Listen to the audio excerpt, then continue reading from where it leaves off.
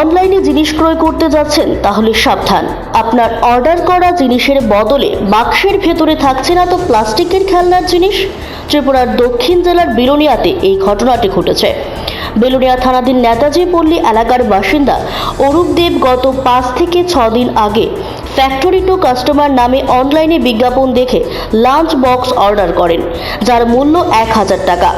বৃহস্পতিবার দুপুরে courier service থেকে অরূপ দেবের কাছে ফোন আসে একটি পার্সেল এসেছে অফিস থেকে আনার জন্য।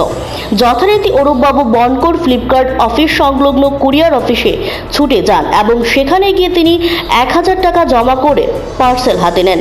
তখন অরূপ দেবের সন্দেহ হয়, সাথে সাথে অফিসের এক কর্মীকে বলেন বাক্সটি খোলার জন্য। আর যখনই বাক্সটি খোলা হয়, পার্সেলের মালিক অরূপ দেব সহ কুরিয়ার সার্ভিসের কর্মীরা হতবাক হয়ে যায়। বাক্সের ভেতরে লাঞ্চ বক্সের পরিবর্তে রয়েছে একটি প্লাস্টিকের খেলনার জিনিস। কুরিয়ার সার্ভিসের কর্মীদেরকে অরূপ দেব জানায় পার্সেলটি নেবেন না, বলে টাকা ফেরত চাইলেন। তখন তাদের পক্ষ থেকে জানানো হয় এটি একটি ভুয়ো ওয়েবসাইট থেকে অর্ডার করে ফেলেছেন, আর এই অর্ডারটি বাতিল করা যাবে না, টাকাও ফেরত দেওয়া যাবে না। কিন্তু এখন আর কোনো কিছু করার নেই। এ নিয়ে এক প্রকার ক্ষোভ উগরে দিয়েছেন প্রতারিত অরূপ দেব। পরবর্তী সময়ে তিনি সাংবাদিকদের মুখোমুখি হয়ে অনলাইন থেকে জিনিস ক্রয় করা থেকে বিরত থাকার সচেতনতামূলক বার্তা দেন, যাতে করে কেউ তার মতো প্রতারণার ফাঁদে না পড়ে।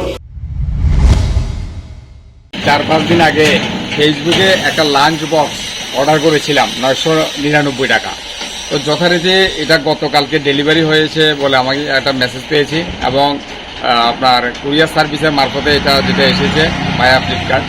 তো সেখানে আমাকে আমাকে ফোন করেছিল ওই ছেলেটা, যে ডেলিভারি বয়। তো আমি স্টেশন আউট থাকার আমি বলেছি ঠিক আছে, আমি আগামীকালকে আপনাদের অফিস থেকে সংগ্রহ করবো কুরিয়ার সার্ভিসের এখান থেকে। তো যথারীতি আমি আজকে নিতে এসেছি।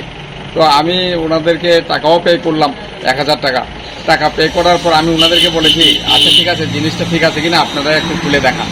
ওনারা খুলে দেখে যে একটা প্লাস্টিকের কিছু একটা খেলনা এসেছে। আমি যে লাঞ্চ বক্স অর্ডার করেছি ওইটার সঙ্গে পাত্তা নেই। তো এটা যে খেলনাটার মতো কিছু একটা এমন, ওইটাও ভাঙা ছিল, একটা প্লাস্টিকের, অথচ আমি 1000 টাকা পে করেছি।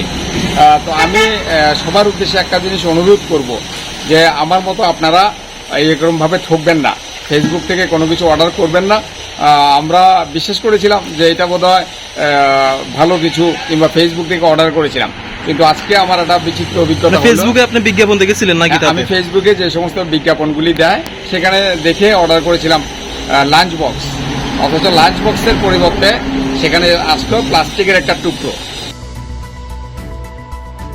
বিলোনিয়া থেকে উৎপল বৈদ্যের report, CNE TV. CNE TV, channel for news and entertainment.